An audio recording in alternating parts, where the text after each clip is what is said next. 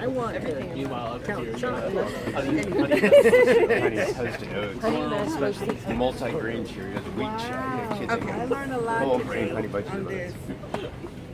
oats. So, does anybody have cereal questions? So where should you be getting your sodium? Like what level of sodium do you want to keep? Like this as low as possible, or do you need salt in your diet? You definitely need a certain amount of salt in your diet. I'm not really sure off the top of my head what is the milligram per day on the sodium, but I try to steer clear as much as I possibly can. But you need salt to a certain extent, not a lot. Really, I think this is not 100% sure, but I heard that maybe 2 tablespoons of table salt a day is your sodium intake for the day. So don't quote me on it, but that's what I think I heard somewhere. So is cereal even worth eating for breakfast in the morning? Because we kind of looked at them all and they're all really not. Is it better to just go with straight fruit and toast? Well, milligrams are really small. I mean, in general, overall, we talked about fat and sodium and everything. No, that's a great you question. even I mean, cereal? it's a great on-the-go thing. Having a breakfast is better than not eating breakfast at all. Breakfast is the most important of the day. It's what's going to start. So what if your you day. wake up for lunchtime? You just have to eat. Wake up at 12 o'clock for lunch. You just have to eat something. I think, within a couple hours of waking up to get your body started on burning the fat and the fuel. Yes? Riboflavin, it is a vitamin or a mineral. It's one of those things. It's a precursor to, I think, vitamin A, I think, is one of those things. So yes, that's what riboflavin is. Any other cereal questions? Okay, we can all put our boxes back, or am I the only one that's still holding it? No, you're right there.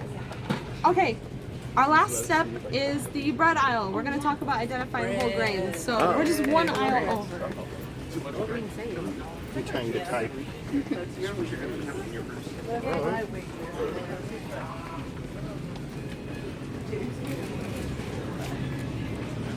All right, so we're coming into the bread aisle. As you can see, it is not just bread. Reading and walking is not easy to do. So we're coming into the bread aisle. There's donuts, there's coffee cakes, there's bagels. When you come into the bread aisle, there's a ton of things that you have to watch out for. There's hot dog buns, hamburger buns. Well, we're going to talk today about looking at the nutrition label on a loaf of bread and identifying whether it has whole grains or not. So everybody pick up a loaf of bread. My favorite bread is Milton's. Everybody grab your favorite loaf of bread. Loaf of bread. Loaf of bread. I like the CD. I'm getting my favorite. I'm not getting the one I eat. I can't eat hamburgers without these. Okay, everybody's got it. Especially if you get the one that's made Okay. in San Francisco. So you flip it over and you find the nutrition label. And the first thing you're going to do is go down to the ingredients list. And the ingredients list is listed from the ingredient with the highest content in your product to the ingredient with the lowest content. So on my bread, I just got the Great Value advertised as wheat bread, enriched wheat bread. Advertised on the front as enriched wheat bread. However, when you go to the ingredients list, the very first listed ingredient is unbleached enriched flour. Not whole wheat. 100% whole wheat. The thing that you're looking for when it comes to bread is the very first ingredient. You want it to say 100% whole wheat. Who says 100% whole wheat? First ingredient. It says whole wheat. So we see the Signature Kitchens 100% whole wheat advertised bread actually starts with whole wheat flour. Wow. So congratulations, you found a winner. Anybody else? Me, whole wheat flour, me. Oh, nice.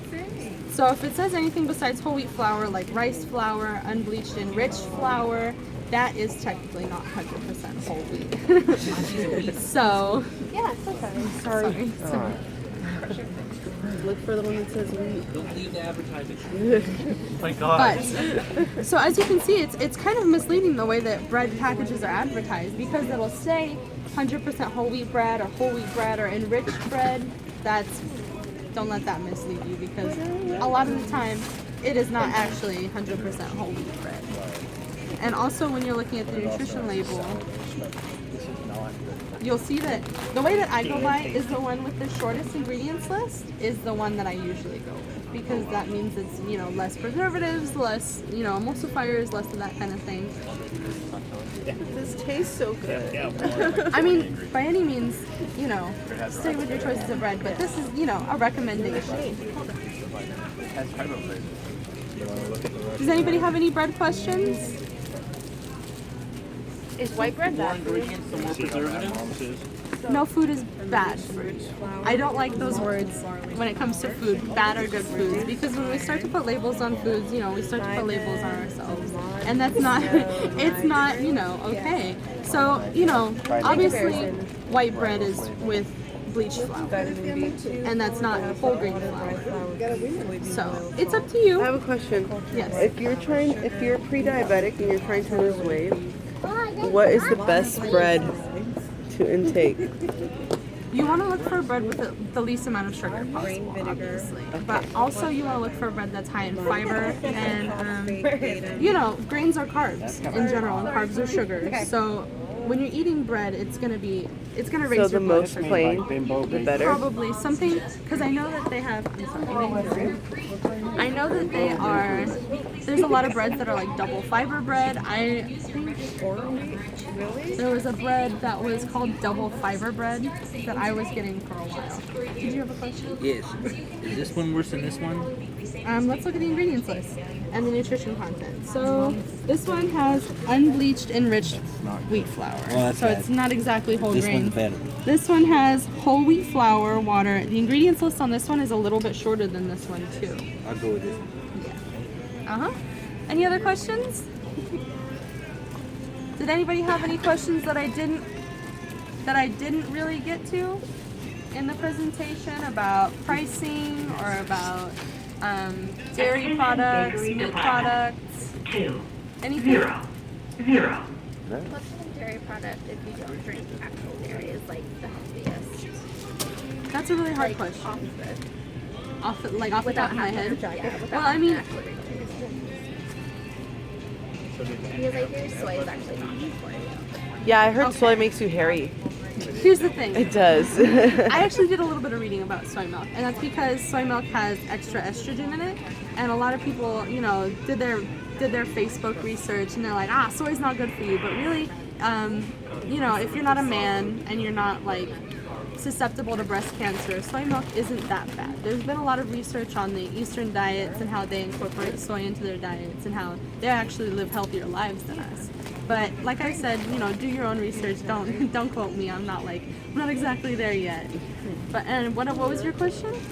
So with like almond milk or coconut milk. I'm gonna say coconut milk, just from what I've seen on the back of the packages of coconut milk. It always seems to be like less sugar, less fat, less salt, less calories per serving. So I'm gonna go with coconut milk, but don't quote me on it. I'm not a professional yet. Anybody have any other questions? I just want to say thank you so much to all of you for coming to my tour. It has been so much fun teaching you guys. Who learned something new today? Me. Everybody learned something new today. Unfortunately, thank you. So I'm just really thankful. Thank you guys so much for coming out. I'm glad that I can share some of my wisdom and knowledge with you guys. And I hope that you guys have a wonderful night. And I hope that next time you come to the grocery store, you use something that I was able to teach you. Yes, thank you so much. Thank you. Thank you.